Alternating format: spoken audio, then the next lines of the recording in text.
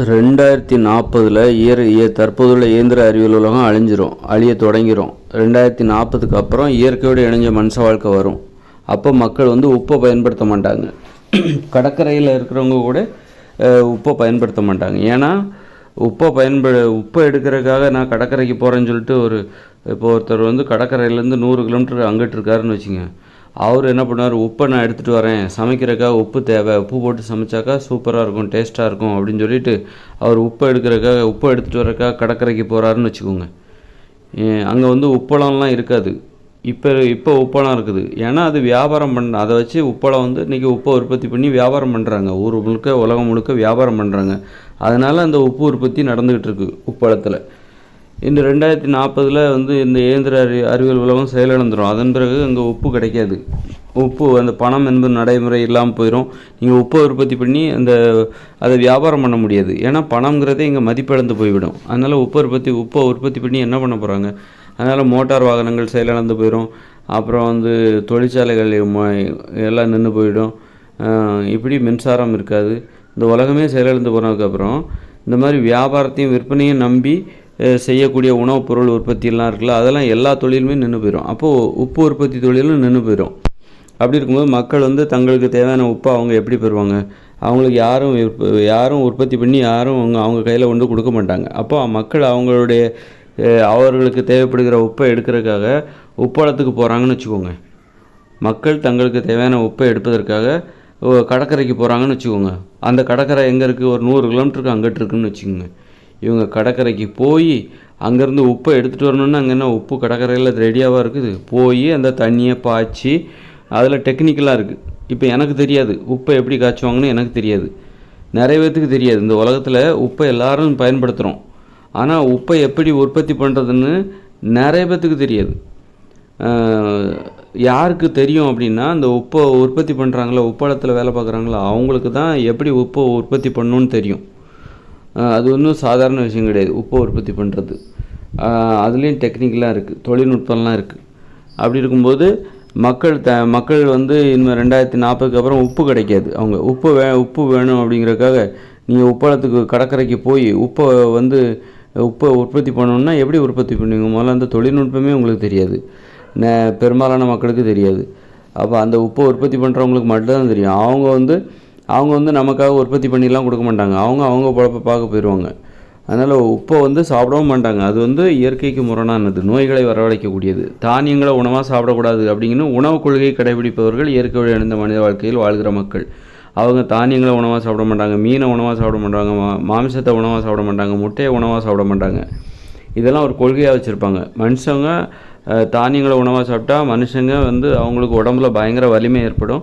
அந்த வலிமை ஏற்பட்டோன்னா அவங்களுக்கு தங்களுடைய மென்மைத்தன்மை இழந்து விடுவார்கள்.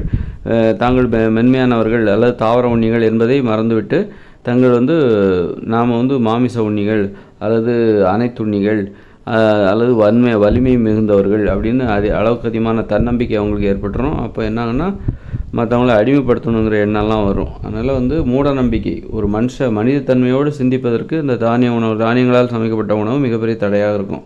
தானியங்களை சமைக்கிறதுக்காகத்தான் உப்பே தேவைப்படுது.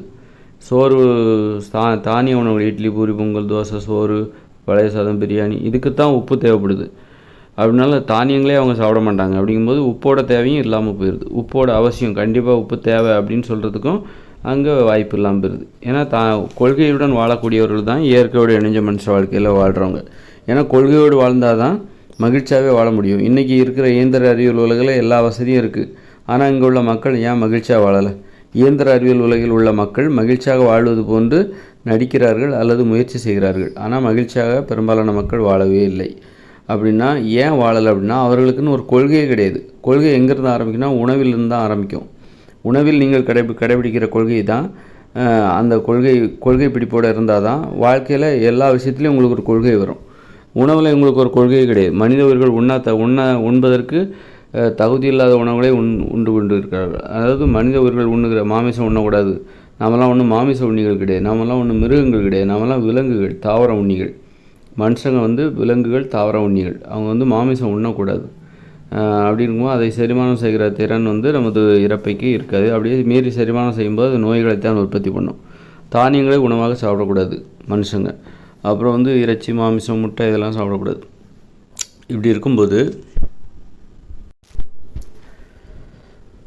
இப்படிப்பட்ட கொள்கையோடு வாழக்கூடியவோடு தான் இயற்கையோடு இணைஞ்ச மனுஷ வாழ்க்கை. இப்படி ஒரு கொள்கையோடு வாழ்ந்தால் தான் அந்த வாழ்க்கைக்கு ஒரு அர்த்தம் இருக்கும். அவங்கெல்லாம் குடிசையில் வாழக்கூடியவங்க அப்படின்னா அந்த வாழ்க்கையில் ஒரு அர்த்தம் இருக்கணும். ஒரு எளிமையான வாழ்க்கை வாழும்போது நமக்கு வாழ்வதற்கான ஒரு அர்த்தம் இருக்கணும். அப்போ தான் அந்த வாழ்க்கை வாழ முடியும். இப்போ நம்ம மிகப்பெரிய மாடி வீட்டில் வாழ்கிறோம், பங்களாக்களில் வாழ்கிறோம், கார் இருக்குது, பங்களா இருக்குது அப்படின்னா அதுவே நமக்கு ஒரு அர்த்தத்தை கற்பித்து கொடுக்கும். நாம் வந்து பங்களாவில் வாழ்கிறோம், சொகுசாக வாழ்கிறோம், இந்த சொகுசை அனுபவிக்கிறோம். இந்த வாழ்க்கையில் மனித பிறவியில் நாம் வந்து ஒரு சொகுசை அனுபவிக்கிறோம் பிறரை விட அப்படிங்கிற அதுவே ஒரு அர்த்தமாக நமக்கு தோன்றும். மற்றவரின் பார்வையில் நாம் வந்து மகிழ்ச்சியாக வாழ்வது போன்று ஒரு தோற்றம் தரும். மகிழ்ச்சியாக வாழ்வது தான் அர்த்தம் நமது வாழ்வில் மகிழ்ச்சியாக வாழ்ந்தால் அதுதான் அர்த்தம். அப்படிங்கும்போது இந்த இயந்திர அறிவியல் உலகில் காரு, பங்களா, பெரிய வீடு அப்படின்னு வாழ்கிறதே அதுதான் அர்த்தம், அதுதான் மகிழ்ச்சி அப்படின்னு. ஆனால் வந்து இயற்கையோடு இணைஞ்ச மனுஷ வாழ்க்கையில் உங்களுக்கு வந்து பங்களா கிடையாது, பெரிய வீடெல்லாம் கிடையாது, குடிசையில் தான் வசிப்பாங்க. அப்போ அவங்க வாழ்கிறதுக்கு ஒரு அர்த்தம் வேணும்.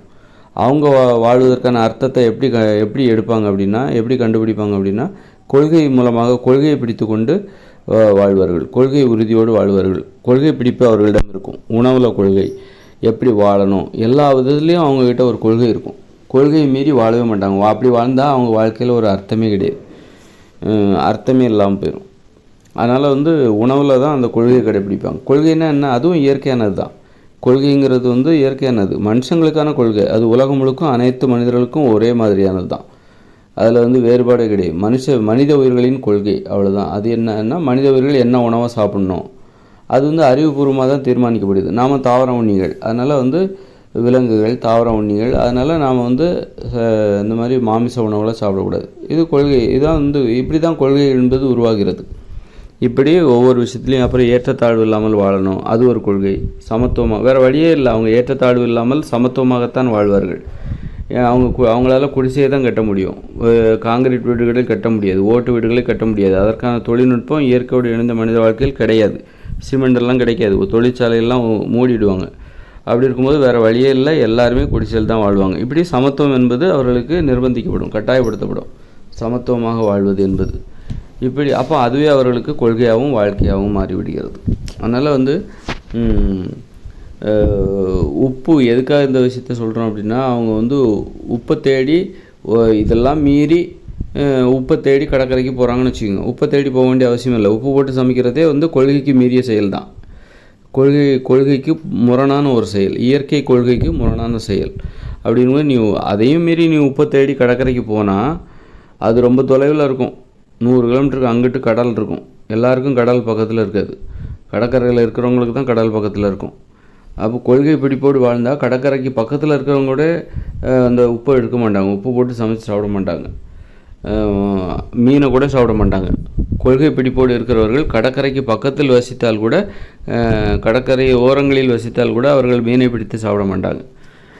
அப்படி கொள்கை பிடிப்போடு வாழ்ந்தால்தான் அவர்களுக்கு சிந்திக்கின்ற திறன் இருக்கும், வாழ்வில் ஒரு அர்த்தம் இருக்கும், அவங்க உடம்புல நோய் வராது. ஏன்னா இயற்கையோடு இணைஞ்ச மனுஷ வாழ்க்கையில் நோய் வந்தால் குணப்படுத்துறதுக்கு அங்கே மருத்துவமனை கிடையாது. அதனால் வருமுன் காப்போம் என்பது தான் நமக்கு. ஒரு மீனை பிடிச்சி சாப்பிட்றது ஈஸி, ஆனால் அதை சாப்பிட்றதுனால உப்பை போட்டு சமைச்சு சாப்பிட்றது ரொம்ப ஈஸி. ஆனால் நோய் வந்த பிறகு அதை குணப்படுத்துறது கஷ்டம். ஏன்னா அங்கே மருத்துவமனை கிடையாது, மருத்துவர்கள் கிடையாது. நோயை குணப்படுத்துகிற அளவுக்கு அந்த அறிவு அங்கே உள்ளவங்களுக்கு இருக்காது. இயற்கையோடு இணைஞ்ச மனுஷ வாழ்க்கையில் 2040க்கு அப்புறம் வரப்போகிற அந்த மக்கள் எளிமையானவர்கள், அவங்க ஒன்றும் பேரறிவு படைத்தவர்களாக அங்கே யாருமே இருக்க மாட்டாங்க. அதனால் கடந்த காலங்களில் சித்தர்கள் அப்புறம் நிறைய அவர்கள்லாம் இருந்தாங்களே, அது மாதிரி ஏன் இருக்க முடியாது அப்படின்னு நீங்கள் கேட்காதீங்க. அந்த காலகட்டம்லாம் முடிஞ்சு போச்சு. இனிமேல் வர்ற மக்கள் எளிமையாக தான் இருப்பாங்க. முன்கூட்டியே வருமுன் பாதுகாத்து கொள்வார்கள். அதற்கு தான் இந்த கொள்கை உதவுகிறது. வந்த பின் குணப்படுத்த முடியும், ஒரு நோய் வந்துச்சுன்னா குணப்படுத்த முடியும். அப்படிங்கும்போது தான் நோய் வந்தால் பார்த்துக்கலாம், குணப்படுத்தவே முடியாதுப்பா அப்படின்னா வர்றதுக்கு முன்னாடியே அதை எப்படி நிப்பாட்டுறதுன்னு தான் பார்ப்பாங்க. அதனால் இதனால் வரைக்கும் ஏன் கொள்கை என்பது நமக்கு பெரும்பாலான மக்களுக்கு உலகம் முழுவதும் இல்லாமல் போச்சு அப்படின்னா, உணவில் மாமிசம் சாப்பிட்றாங்க, எல்லாத்தையுமே ஏன் சாப்பிட்றாங்க அப்படின்னா, ஏதாவது நோய் வந்தால் குணப்படுத்துறதுக்கு மருத்துவர்கள் இருக்கிறாங்க. இன்றைக்கி மருத்துவர்கள் இருக்கிற மாதிரி அன்றைய காலத்தில் சித்தர்கள் இருந்தாங்க. அதனால் இவர்கள் இருக்கிற தைரியத்தில் இவர்கள் ஆட்டம் போட்டார்கள், மக்கள் ஆட்டம் போட்டாங்க. என்ன நோய் வந்தாலும் அந்த டாக்டர் குணப்படுத்திடுவார், மருத்துவர்கள் சித்தர்கள் குணப்படுத்திடுவாங்க அப்படின்னா ஆட்டம் போட்டாங்க.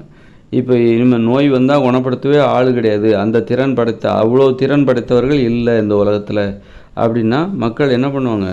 எச்சரிக்கையாக இருப்பாங்க, ரொம்ப ஆட்டமே போட மாட்டாங்க. வருமுன் காப்போம், நோய்கள் வருவதற்கு முன்பே பாதுகாத்து கொள்வது தான் ஒரே புத்திசாலித்தனம். இன்றைக்கி ஏன் வண்டி வாகனங்களில் வேகமாக போகிறாங்க, விபத்துகள் ஏற்படுது. விபத்து ஏற்படுத்தினா மருத்துவர்கள் காப்பாற்றி விடுவார்கள் அப்படிங்கிற நம்பிக்கை தான். அந்த அந்த மூட நம்பிக்கைக்காக தான் நம்ம இன்றைக்கி வருஷத்துக்கு 10 லட்சம் பேர் விபத்துனால சாகுறாங்க, மோட்டார் வாகன விபத்தினால் செத்து கொண்டே இருக்கிறார்கள். அதனால்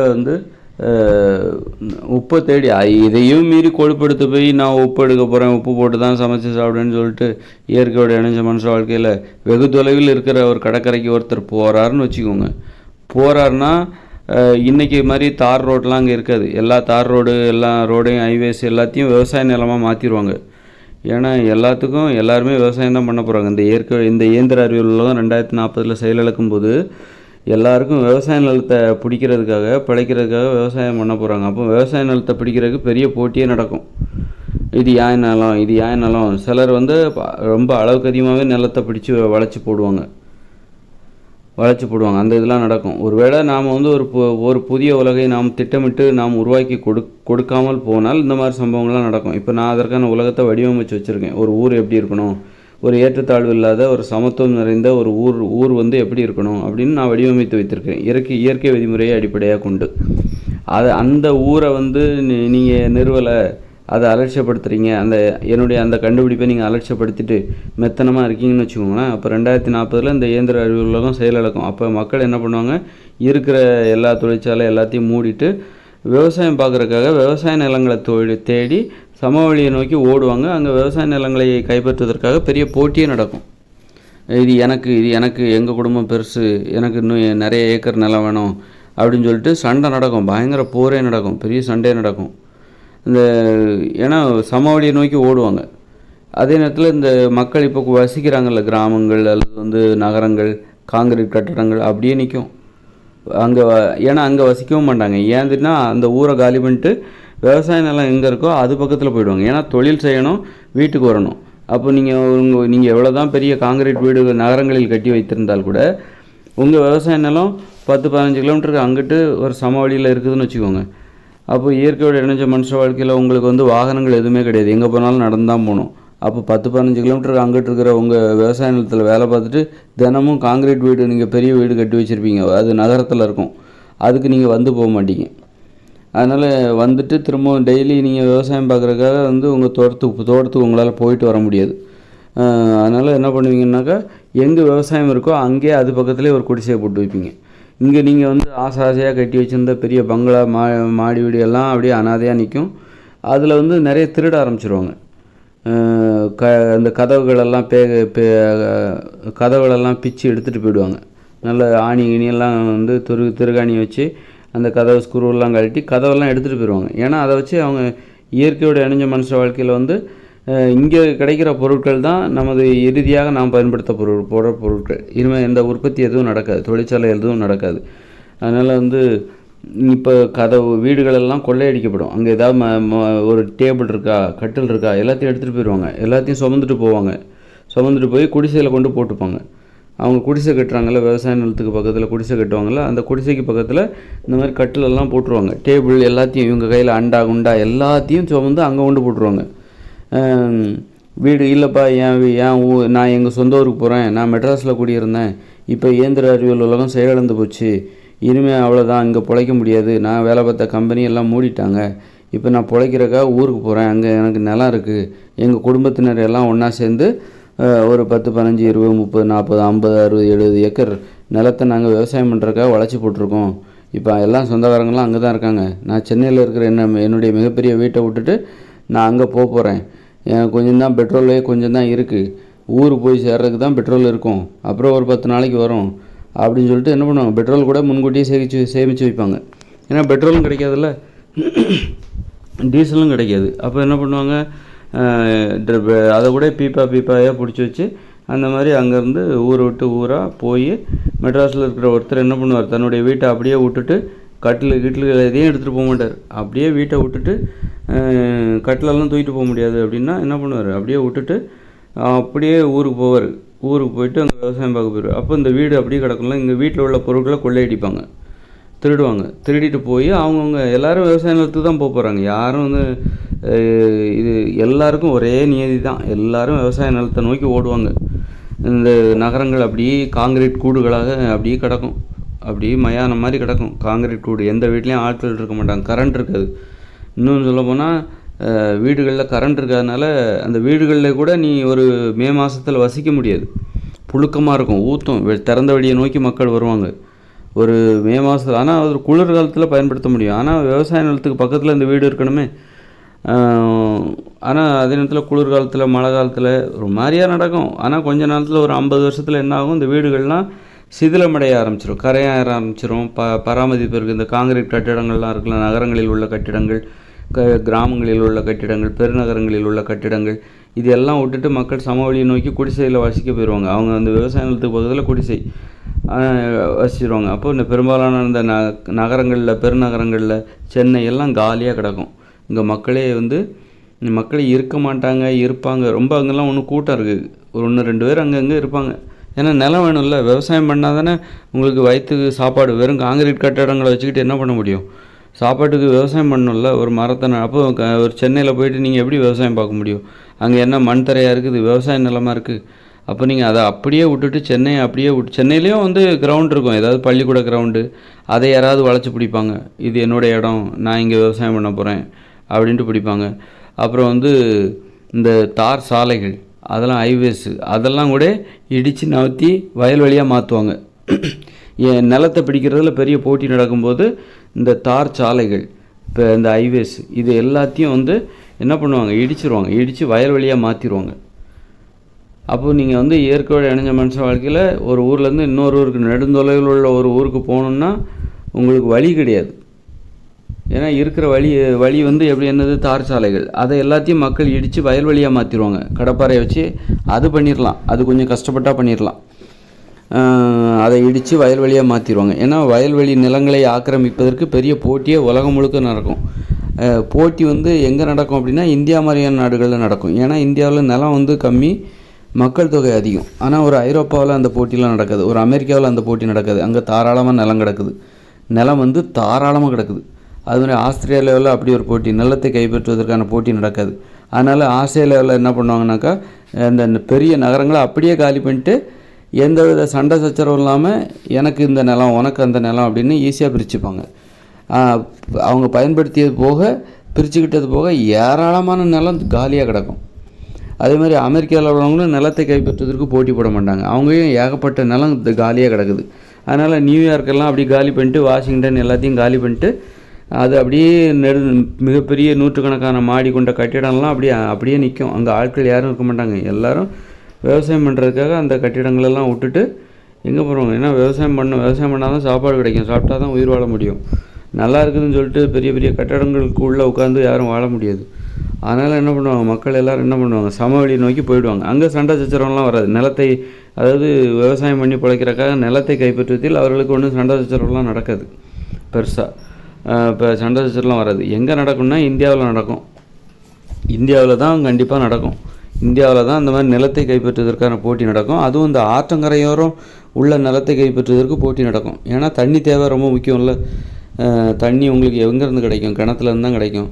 கிணறு வெட்டினா உண்டு, வாய்க்கால் விட்டால் உண்டு. இல்லைனா வெறுமனே நீ வந்து ஆற்றிலிருந்து வெகு தொலைவில் நீ வந்து உன்னுடைய விவசாய நிலம் அமையும் போது உன்னுடைய விவசாய நிலத்துக்கு தேவையான தண்ணீரை நீ எங்கேருந்து பெறுவாய், குடிப்பதற்கு தேவையான தண்ணீரை எங்கே வேணும். அதனால் எங்கே போட்டி அப்போவும் அப்படி சொல்லப்போனால் உலகத்தில் எல்லா நாட்டிலையுமே போட்டி நடக்கும். எல்லா நாட்டிலையுமே, அமெரிக்காவிலையும் நடக்கும், ஆஸ்திரேலியாவிலையும் நடக்கும். இந்த ஆற்றங்கரையோரம் குடியேறணுங்கிறதுக்காக பெரிய போட்டியே நடக்கும். ஆற்றங்கரையோரம் குடியேறதுக்காக மக்கள் ஒருவர் அடித்து கொள்வார்கள், பிடித்து கொள்வார்கள். அந்த அளவுக்கு போட்டி நடக்கும். அப்படி ஒரு போட்டி நடக்கும். நான் இது எதுக்காக சொல்ல வந்தேன்னா, மக்கள் ஏன் ஒரு இடத்துலேருந்து இன்னொரு இடத்துக்கு போக மாட்டாங்க, உப்பை எடுக்கிறதுக்காக இன்னொரு இடத்துக்கு ஏன் போக மாட்டாங்க அப்படின்னா, உப்பை எடுத்துகிட்டு நீ திரும்பி வர முடியாது, உனக்கு சாலைகள் கிடையாது. உப்பை எடுக்க போகும்போதே நீ தொலைஞ்சு போயிடுவ. கடலில் போய் உப்பு எடுக்க போகிறேன்னு சொல்லிட்டு 100 கிலோமீட்டருக்கு அங்கிட்டு இருக்கிற கடலுக்கு நீ போகிற அப்படின்னா கடற்கரைக்கு கூட நீ போவியான்னு சொல்ல முடியாது. அந்தளவுக்கு நீ திசை மாறி போயிடுவ. அப்புறம் திரும்பி ஊர் வந்து சேர முடியாது. அந்தளவுக்கு அடர்ந்த காடுகளாக இருக்கும். இயற்கையோடு இணைந்த மனித வாழ்க்கை என்பது 2040க்கு அப்புறம் அடர்ந்த காடுகளாக இருக்கும். காடுகளாக இருக்கும்போது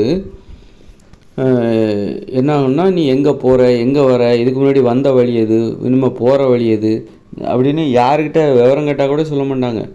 எப்படிங்க என் ஊருக்கு நீ எங்கேருந்து வந்தப்பா, 50 கிலோமீட்டருக்கு அங்கிட்டு இருக்கிற என்னுடைய ஊர்லேருந்து நான் வரேன், உன்னுடைய ஊர் எது, என்னுடைய ஊர் வந்து சவுந்தரபாண்டியபுரம். அப்படியா, அப்படி ஒரு ஊர் இருக்குதா அப்படின்னு கேட்பாங்க. அப்படி ஒரு ஊர் நான் எனக்கு தெரியாதுப்பா அப்படின்னு சொல்லுவாங்க. அந்த அளவுக்கு மக்கள் வந்து வெளி உலகத்தில் என்ன நடக்குதுன்னு தெரிய முடியாத ஒரு அளவுக்கு வாழ்ந்துட்டுருப்பாங்க. வெளி உலகத்தில் ரொம்ப தொலைவில் மக்கள் எப்படி வாழ்கிறாங்க, அவங்க ஊர் பேர் என்ன, எதையுமே தெரிஞ்சுக்க மாட்டாங்க. இன்றைக்கி நாம் தெரிஞ்சிருப்போம். திருச்சி, மதுரை, உலகத்தில் எங்கே ஏதாவது ஒரு ஊர்களை பேர் தெரிஞ்சு வச்சுருப்போம். காரணம் ஊடகங்கள் மூலமாக தெரிஞ்சு வச்சுக்கிறோம், புத்தகங்கள் மூலமாக தெரிஞ்சு வச்சுக்கிறோம். ஆனால் இயற்கையோடு இணைஞ்ச மனுஷ வாழ்க்கையில் அங்குள்ள மக்கள் தனது ஊரை பற்றி தெரிஞ்சுப்பாங்க, தன்னுடைய ஊரை சுற்றி உள்ள ஊர்களோட பெயர்களை தெரிஞ்சு வச்சுருப்பாங்க. தொலை தூரத்தில் இருக்கிற ஒரு 50 கிலோமீட்டருக்கு அங்கிட்டு இருக்கிற ஒரு ஊர், அதெல்லாம் பற்றி தெரிஞ்சு வச்சுருக்க மாட்டாங்க. அதனால் நீ வந்து உப்பு எடுக்கிறதுக்காக நீ கடற்கரைக்கு போகிற அப்படின்னா, கடற்கரையை வந்து ரொம்ப தூரத்தில் இருக்க 50 கிலோமீட்டருக்கு அங்கிட்டு இருக்க அப்படின்னா, அங்கே இருந்துட்டு ஒருத்தர் வந்து உன் ஊருக்கு வழி கேட்டால் கூட சொல்ல மாட்டாங்க. என்னுடைய ஊர் எப்படி போகணுன்னு தெரிலங்க, நான் கடற்கரையில் உப்பு எடுக்கிறக்காக வந்தேன், திரும்பி என் ஊருக்கு போகணும், என் ஊர் பேர் வந்து கள்ளிக்குளம், சவுந்தரபாண்டியபுரம், அப்படி ஏதோ ஒரு ஊர் பேரை சொன்னால் கூட, அப்படி ஒரு ஊர் எனக்கு தெரியாதுப்பா, என் ஊர் பக்கத்தில் உள்ள ஊர் தான் எனக்கு தெரியும், உன் ஊர் ஏதோ எனக்கு இதுவரை கேள்விப்பட்டது கிடையாது, அப்படியே போ, ஏதோ உன் ஊர் வந்து இந்த திசையில் தானே போனேன், அந்த திசையிலே போ, உன் ஊர் வரக்கு வாய்ப்பு இருக்குது அப்படின்னு தான் சொல்லுவாங்க. அந்த அளவுக்கு இயற்கையோடு இணைஞ்ச மனுஷ வாழ்க்கை என்பது, நீ வந்து ஒரு நிலையாக ஒரு இடத்துல வசிக்கலைன்னா உன் சொந்த பந்தத்திலிருந்து நீ தொலைந்து போவதற்கு வாய்ப்பு இருக்கிறது. உன் சொந்த பந்தத்தெல்லாம் இழந்து நீ தொலைந்து போவதற்கு வாய்ப்பு இருக்குது. அதனால் நான் உப்பு எடுக்க போகிறேன், அங்கே போகிறேன், இங்கே போகிறேன்னு சொல்லிட்டு, அல்லது அந்த தொலை தூரத்தில் இருக்கிற ஒரு ஊர் நல்லாயிருக்கும், அங்கே ஆறு இருக்குது, அருவி இருக்குது, அது சுற்றுலாத்தலம், அங்கே போய் குளிக்க போகிறேன், புண்ணியத்தலம் இருக்குது அப்படின்னு சொல்லிட்டு எங்கேயாவது போயிட்டு திரும்ப வீடு வந்து சேர முடியாமல் காடு கரன்னு எங்கேயாவது அனாதையாக சுற்றுறதுக்கு தான் அங்கே வாய்ப்பு இருக்குது. அதனால் வந்து ரொம்ப பத்திரமா இருக்கணும். இயற்கையோடு இணைந்த மனித வாழ்க்கையில் ரொம்ப பத்திரமா இருக்கணும். எங்கே பத்திரமா இருக்கணும் அப்படின்னா, கடலுக்குள்ளே போனவங்க ரொம்ப எச்சரிக்கையாக இருக்கணும். திரும்ப வீடு வந்து சேரணும், அது உங்களுக்கு வழி தெரியணும். கடலுக்குள்ளே போகிறவங்க அது ஒரு பாலைவனத்தில் கூட எங்கேயாவது நடு பாலைவனத்தில் மாட்டிக்கிட்டாங்கன்னா வழியே தெரியாது, எந்த பக்கம் போனாலும் மண்ணாக தெரியும்.